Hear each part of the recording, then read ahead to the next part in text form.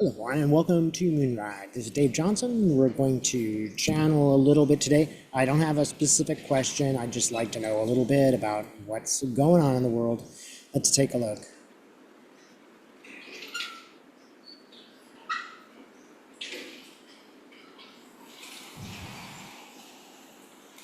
I say what's going on in the world. I should say what's going on in the universe, because I am there sort of like a big golden pathway to spirit. I'm really, it really is like a road.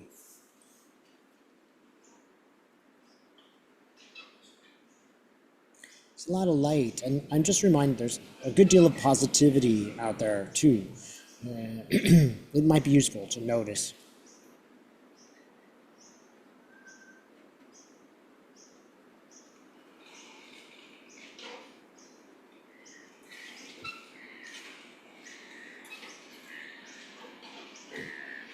So don't hesitate to see just a circle of, I've seen just a circle of people. They're dressed in simple clothing and they're holding hands and going around the circle and they're all in the light. So it's important to note this is who we really are. And on the other side, we go back to this place of light. However, a temporary thing is Putin. That's who's showing up right now. Yeah, he's got like a sort of snake-like tongue. He's licking his lips with it. Ugh.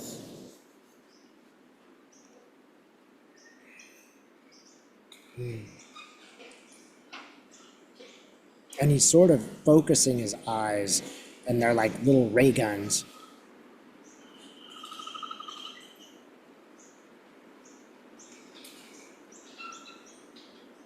It seems like he's focusing on them on the skies.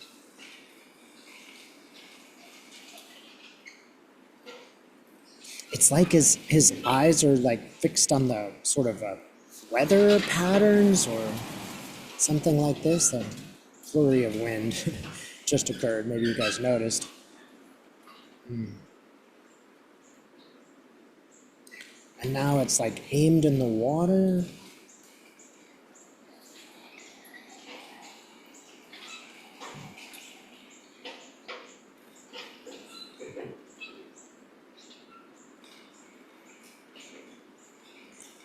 And out of the water comes a boat, and it has a missile on the top.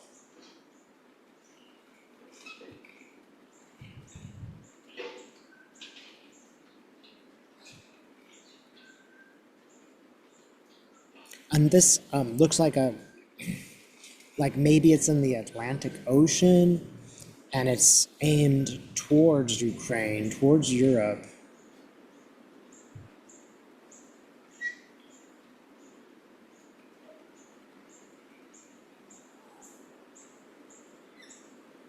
I do see Zelenskyy sort of blocking it with his chest.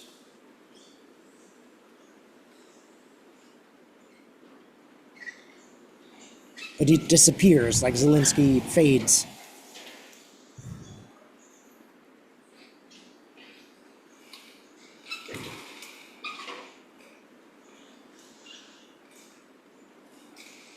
I'm looking at a building that looks like a school or a hospital, and it looks like it's obliterated.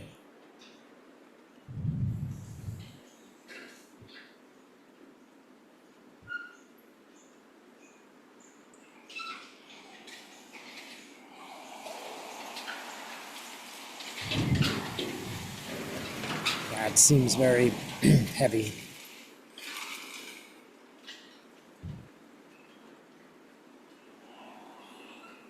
Yeah, I just feel very bad about this, and I feel very bad about Putin. He looks very like the epitome of evil.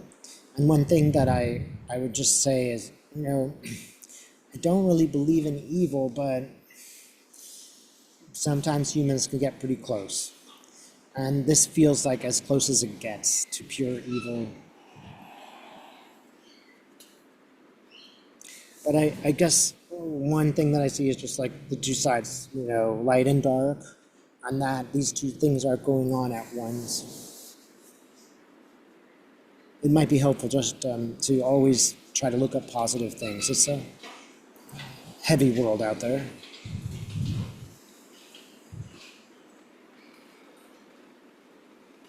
Now I'm seeing a Putin in his,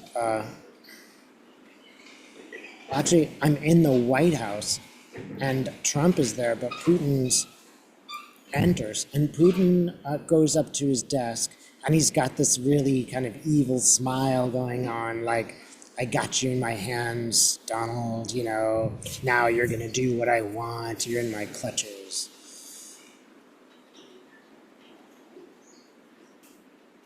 Donald Trump doesn't really have anything to say. He's just kind of like,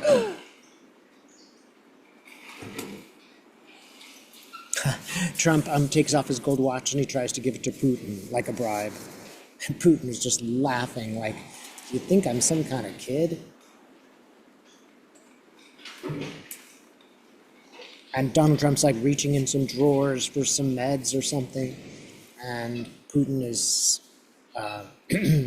again, laughing at him. He looks like a desperate man.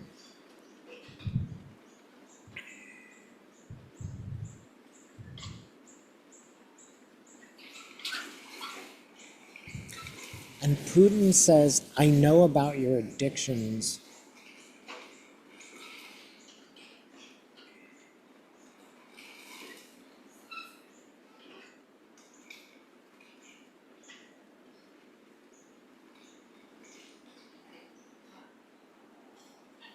I'm seeing women who look very much dressed in like an 80s style.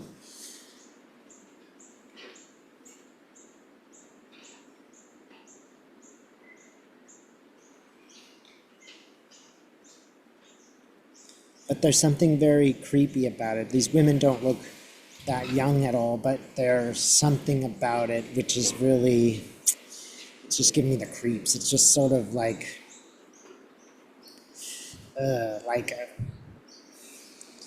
you know, that creepy dad kind of feeling, like, ugh, why are you talking to those girls, Dad? I mean, it's just, you know.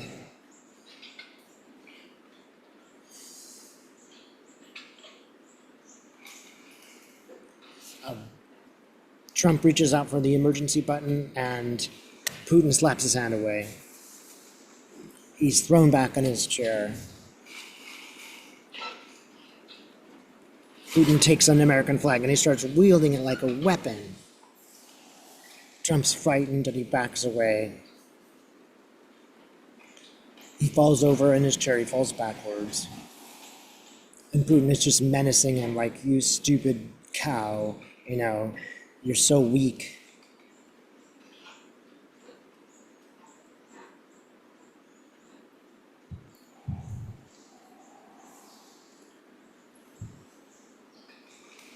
A man with a big dark mustache shows up and he's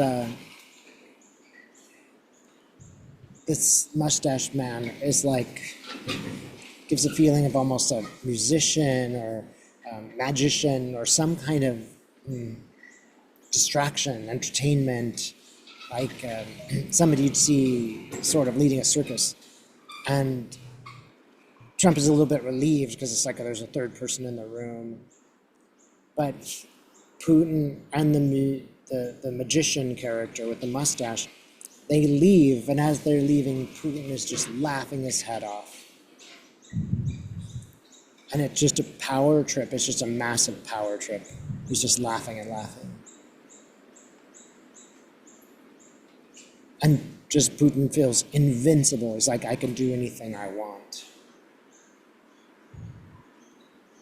But then Putin gets down to his limousine and something's wrong.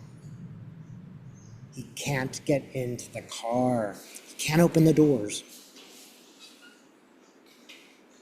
Like it's like he's locked. And then he looks at the chauffeur and the chauffeur is like, yeah, well, you thought I was your chauffeur, didn't you? And Putin's sort of scrambling, looking for his Secret Service agent. He's kicking the door and pounding it. Suddenly, the car transforms to a station wagon, just a generic station wagon. He opens the door. There's wood siding on the station wagon, and he opens the door, and it's just like jello falls out, just junk. It kind of has a weird sort of octopus-like feeling, like it has tentacles.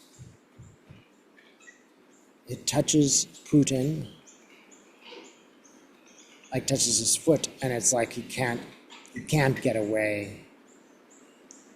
And this sucks him in. It sucks him into the car. It's like drags him in his body in.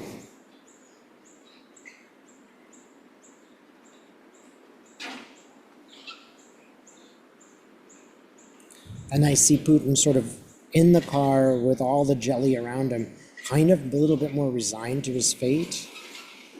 Like he just stares up into the distance. He's no longer resisting.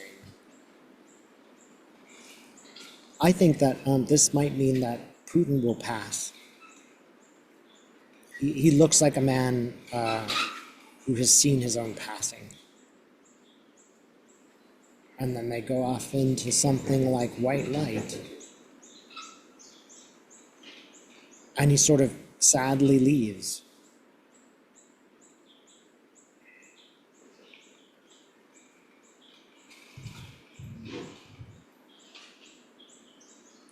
And then there's a question, who will lead the countries? Where will the crown fall? And I think that's for the United States as well as Russia.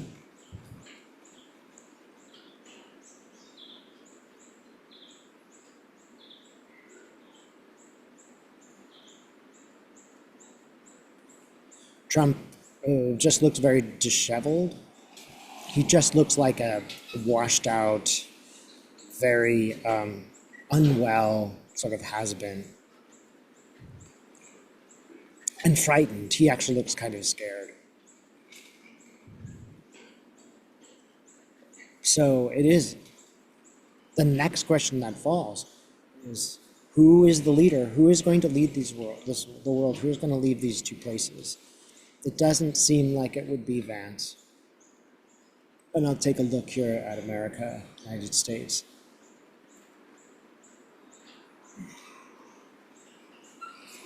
He's really excited, you know, he's going to be the next leader. He's got a sword in each hand. He's wielding them and flicking them like he just thinks he is the greatest.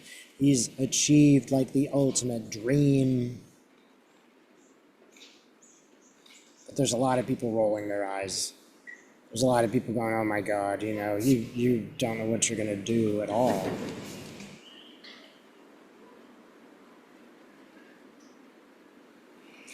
And all those people who've sort of hand-selected him to be next are now not really impressed. The problem, of course, is that once he gets that power, now he thinks he is that power. So the Peter Thiels of the world who want to rule us, well, now he's thinking, Vance is thinking, but wait a minute, I don't have to listen to everybody. I can do what I want to do. They think that they control me, but nobody controls me. I'm the president now.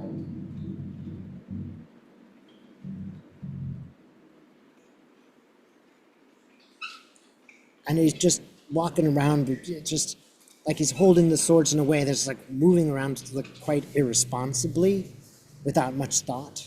He's just wielding power. It's not there's no goals. There's no benefit.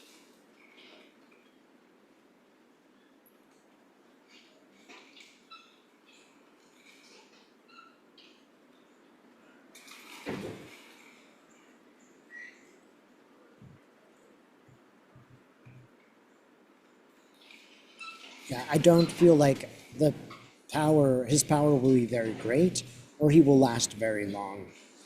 It just looks like Vance is just like a dumb kid. He doesn't know what he's doing, and he won't be able to wield the power very well. And he's not impressing everybody. The senators and House of Representatives look afraid. They're like, we're lost. We're totally sunk. We're not gonna succeed with this guy as a leader. and there's nothing else we can do. We made this bed, we're gonna lie in it. As to Russia,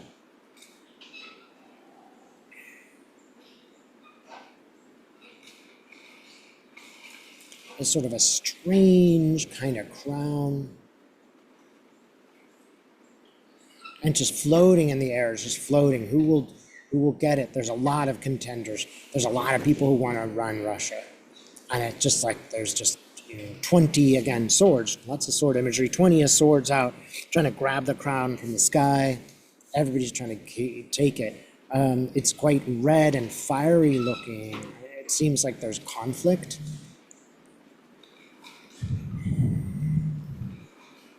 And imagine 12 mafias clashing. There's just going to be a bit of danger, really, of kidnappings and assassinations and chaos.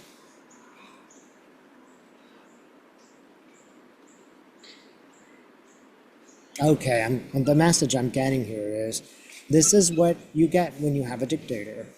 It might seem like things are more efficient and easy. You can have a lot of ideation on these individuals, and they sort of represent power for you. You're not powerful, but you feel like they represent you with their power. But what happens when they're gone? There is nobody to replace that guru for you. These are the dangers of totalitarianism. It's not stable, and people change, and the situation changes. It feels even like this is the lighter side, like we must see the dark and deal with it, but there's a lighter side of it, and that is, here is the flipping, here is the moment when people start to really deal with things and approach with a better, like a more assertive sort of perspective. And people finally sort of take charge. And I feel this is more true in America. But things are proceeding. And understand that it does feel better as I'm looking at this. Things will change. They will get better. There will be a period of perhaps chaos, especially in the former Soviet Union. But things will evolve. They will change. It's like once this happens, like a light comes into the picture and sort of sweeps some of the stuff away. And the people feel more, the people are stronger. They're more honest and able to speak up. They're more frank. This is a future. I see the fellow who wants to run for mayor of New York, Mamdani, something like this. I'm sorry if I mispronounced his name. He is there, and he is smiling, and he is sort of representing the sort of, I want to say, the next stage of development. Thanks so much for watching.